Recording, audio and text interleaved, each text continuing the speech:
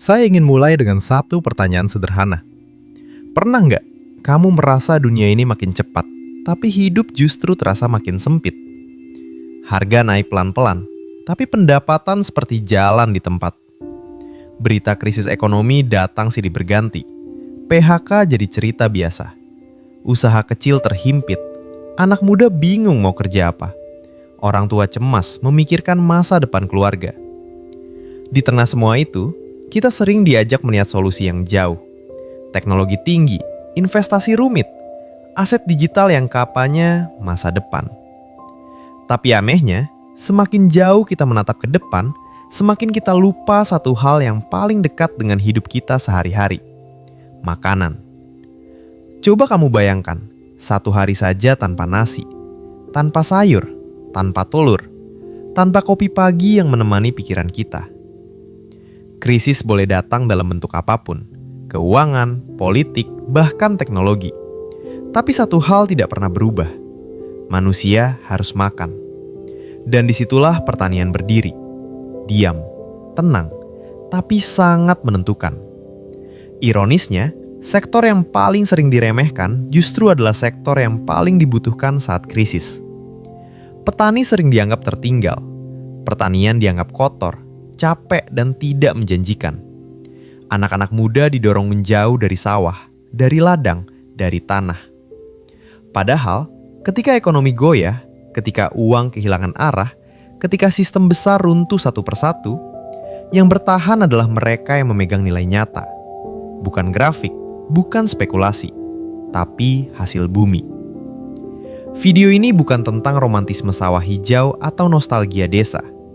Ini tentang realitas keras krisis ekonomi dan mengapa industri pertanian justru bisa menjadi zona aman, bukan hanya untuk bertahan, tapi untuk membangun masa depan. Kalau selama ini kamu merasa kecil di tengah sistem besar, kalau kamu merasa tidak punya akses ke dunia investasi elit, mungkin jawabannya bukan ada di tempat yang jauh. Mungkin jawabannya ada di tanah yang selama ini kita injak, tapi jarang kita hormati. Saya mau jujur sedikit. Dulu, saya juga termasuk orang yang memandang pertanian sebelah mata. Bukan karena membenci, tapi karena saya dibesarkan dengan narasi yang sama seperti kebanyakan dari kita. Kalau mau hidup lebih baik, jangan jadi petani. Saya tumbuh dengan mimpi bekerja di kota. Pakai baju rapi, kerja di ruangan ber-AC, gaji bulanan, hidup terlihat naik kelas. Dan memang, ada masa di mana hidup saya terasa seperti itu. Saya sibuk mengejar penghasilan, peluang, dan rasa aman versi saya sendiri. Tapi semua berubah saat satu persatu hal yang saya anggap pasti ternyata rapuh. Saat kondisi ekonomi mulai tidak menentu, saya merasakannya langsung. Pendapatan yang dulu terasa aman, tiba-tiba tidak lagi bisa diandalkan. Rencana jangka panjang terasa goyah. Tidur pun tidak pernah benar-benar nyenyak, karena pikiran terus berputar soal besok. Di saat seperti itu, saya pulang ke kampung. Bukan untuk liburan, bukan untuk nostalgia, tapi karena saya butuh berhenti sejenak dari kebisingan dunia. Di sana, saya melihat sesuatu yang dulu tidak pernah benar-benar saya perhatikan. Pagi-pagi, para petani sudah turun ke sawah. Langkah mereka pelan, tapi pasti. Tidak sibuk membaca berita krisis, tidak ribut soal inflasi. Mereka fokus pada satu hal, menanam, merawat, dan menunggu panen. Awalnya saya mengira mereka tidak tahu apa yang terjadi di dunia luar. Ternyata saya salah. Mereka tahu. Mereka mendengar berita, mereka merasakan kenaikan harga. Tapi sikap mereka berbeda. Seorang petani tua pernah berkata ke saya dengan nada santai, "Kalau dunia lagi susah, justru makanan makin dicari." Kalimat itu sederhana, tapi menghantam saya pelan-pelan. Saya mulai memperhatikan lebih dalam. Di saat banyak orang kehilangan pekerjaan, petani tetap bekerja. Di saat usaha lain mati suri, hasil panen tetap dibutuhkan. Tidak selalu untung besar, tapi tidak pernah nol. Saya juga melihat satu hal penting. Mereka tidak kaya mendadak, tapi mereka jarang panik. Karena mereka memegang sesuatu yang nyata. Bukan janji, bukan spekulasi, tapi hasil bumi yang bisa dimakan, dijual, dan dibagi. Sejak saat itu, cara pandang saya berubah. Saya mulai menyadari bahwa selama ini saya mengejar uang, tapi lupa mengejar nilai. Pertanian mengajarkan saya tentang ritme, tentang kesabaran, tentang kerja yang mungkin tidak glamor, tapi punya fondasi kuat. Dan di tengah krisis ekonomi, fondasi itulah yang ternyata paling berharga.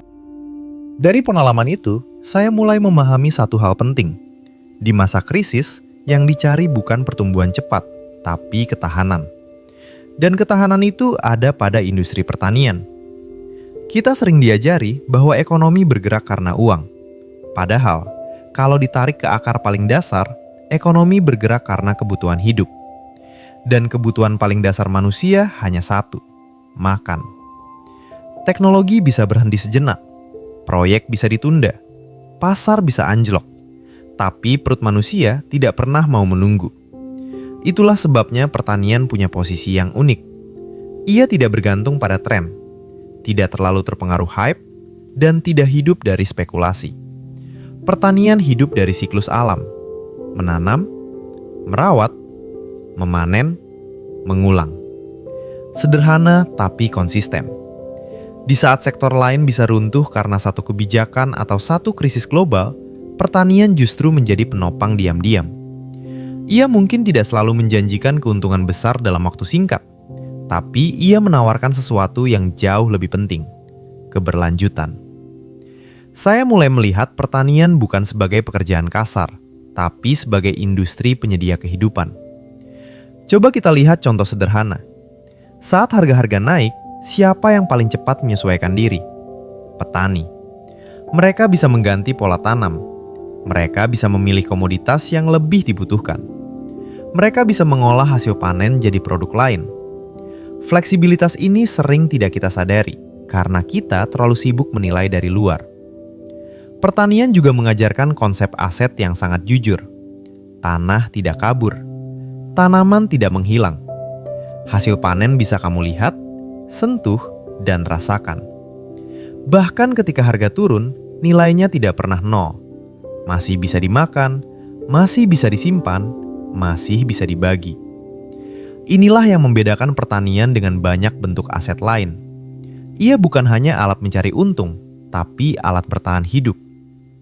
Di masa krisis ekonomi, banyak orang baru sadar bahwa uang di rekening tidak selalu menjamin rasa aman. Tapi mereka yang punya akses pada pangan, pada produksi, pada sumber hidup, jarang benar-benar kelaparan. Pertanian juga menciptakan efek domino. Satu sawah menghidupi banyak peran. Pengolah tanah, pengangkut, pedagang, hingga konsumen. Artinya, saat kita bicara pertanian, kita tidak bicara satu profesi. Kita bicara satu ekosistem ketahanan ekonomi. Mungkin pertanian tidak membuat semua orang kaya raya. Tapi di masa krisis, yang paling bertahan bukan yang paling cepat, melainkan yang paling kokoh. Dan di sanalah industri pertanian berdiri. Tenang, sederhana, tapi kuat. Saya ingin mengajak kamu mengenal satu orang. Namanya Pak Samian. Beliau bukan pengusaha besar, bukan juga tokoh terkenal. Tidak pernah tampil di seminar motivasi atau masuk berita ekonomi. Tapi dari beliau, saya belajar arti ketahanan yang sebenarnya. Pak Samian adalah petani biasa di desa kecil. Sehari-harinya mengurus sawah dan kebun. Pakaiannya sederhana, bicaranya pelan, hidupnya jauh dari kesan mewah. Bertahun-tahun lalu, ketika banyak orang di sekitarnya mulai meninggalkan desa untuk bekerja di kota, Pak Samian memilih bertahan. Bukan karena tidak punya pilihan, tapi karena ia percaya pada satu hal. Selama tanah masih bisa ditanami, hidup masih bisa dijalani. Waktu krisis ekonomi datang, dampaknya terasa kemana-mana. Harga kebutuhan naik, pekerjaan di kota banyak yang goyah. Beberapa tetangganya yang merantau terpaksa pulang dengan tangan kosong. Di saat itulah saya melihat sesuatu yang menarik. Pak Samian tidak pernah terlihat panik. Ia tetap bangun pagi, tetap ke sawah, tetap merawat tanamannya seperti biasa. Bukan karena hidupnya tanpa masalah. Ia juga merasakan mahalnya pupuk. Ia juga merasakan sulitnya menjual hasil panen dengan harga tinggi. Tapi ia tidak kehilangan arah. Saat banyak orang mulai kesulitan membeli beras, Pasamian justru punya stok. Bukan untuk ditimbun, tapi untuk dibagi. Ada tetangga yang datang meminjam beras, ia beri. Ada yang belum bisa bayar sayur, ia izinkan. Ia pernah berkata ke saya, "Kalau kita pegang makanan, kita tidak gampang takut." Kalimat itu sederhana, tapi maknanya dalam. Pasamian tidak kaya uang, tapi ia kaya kendali. Ia tidak bergantung penuh pada sistem yang rapuh. Ia tidak menunggu bantuan datang dari luar. Ia menciptakan ketahanan dari apa yang ia miliki sendiri. Yang lebih menarik, Pasamian tidak berhenti di menanam. Ia belajar pelan-pelan. Sebagian hasil panennya diolah. Singkong jadi gaplek, padi disimpan untuk musim sulit. Sayur yang berlebih dijual langsung ke warga sekitar. Tanpa sadar, ia membangun sistem ekonomi kecil di lingkungannya sendiri. Sederhana, tapi hidup. Ketika krisis membuat banyak orang kehilangan pekerjaan, Pasamian justru membuka peluang. Ada tetangga yang membantu di sawah, ada yang ikut mengolah hasil panen, ada yang membantu menjual. Bukan karena ia berniat jadi besar, tapi karena pertanian memang punya sifat itu, menghidupi lebih dari satu orang. Saya pernah bertanya, apakah ia tidak tergoda mengejar usaha lain yang terlihat lebih cepat untungnya? Ia tersenyum dan berkata, cepat itu belum tentu selamat. Dari Pasamian, saya belajar bahwa pertanian bukan sekedar pekerjaan fisik. Ia adalah cara berpikir, tentang kesabaran, tentang cukup, tentang menanam hari ini untuk hidup besok. Di tengah krisis ekonomi, cerita seperti Pasamian jarang terdengar. Padahal, merekalah yang sering menjadi penyangga paling sunyi dari kehidupan banyak orang. Sekarang, saya ingin kamu berhenti sejenak, tarik napas pelan, dan jujurlah pada diri sendiri. Selama ini, apa sebenarnya yang kamu kejar? Apakah kita terlalu sibuk mengejar sesuatu yang terlihat cepat, sampai lupa menyiapkan sesuatu yang bertahan? Apakah kita bekerja keras setiap hari, tapi tetap merasa rapuh ketika ekonomi sedikit saja goyah? Coba tanyakan ini ke diri kamu. Jika besok penghasilanmu berhenti, berapa lama kamu bisa bertahan? Bukan dengan tabungan di layar ponsel, tapi dengan nilai nyata yang benar-benar kamu pegang. Kita sering merasa aman karena angka, saldo, grafik, janji pertumbuhan. Padahal, krisis sering datang bukan dengan peringatan, tapi dengan kejutan. Lalu, di mana posisi kita dalam rantai kehidupan? Apakah kita hanya sebagai konsumen yang sepenuhnya bergantung? Atau kita punya peran dalam menciptakan sesuatu yang dibutuhkan orang lain? Pertanian mengajak kita berpikir ulang tentang makna cukup. Tidak berlebihan, tapi berkelanjutan. Tidak serba instan, tapi stabil. Mungkin kamu bukan petani. Mungkin kamu tinggal di kota. Mungkin kamu tidak punya sawah atau kebun luas. Tapi refleksinya bukan soal profesi. Refleksinya soal mindset. Apakah hidup kita hari ini terlalu jauh dari sumber kehidupan? Apakah kita menggantungkan rasa aman pada sistem yang tidak kita kendalikan? Atau kita mulai membangun sesuatu, sekecil apapun yang membuat kita lebih mandiri? Krisis ekonomi seringkali membuka topeng. Ia menunjukkan mana yang rapuh dan mana yang kuat. Mana yang hanya tampak bernilai dan mana yang benar-benar bernilai. Coba bayangkan hidup yang lebih seimbang. Bukan hidup yang selalu mengejar lebih, tapi hidup yang memahami kapan harus cukup. Bukan hidup yang bergantung sepenuhnya, tapi hidup yang punya pegangan. Apa yang bisa kamu tanam hari ini? Bukan hanya di tanah, tapi juga dalam pola pikir.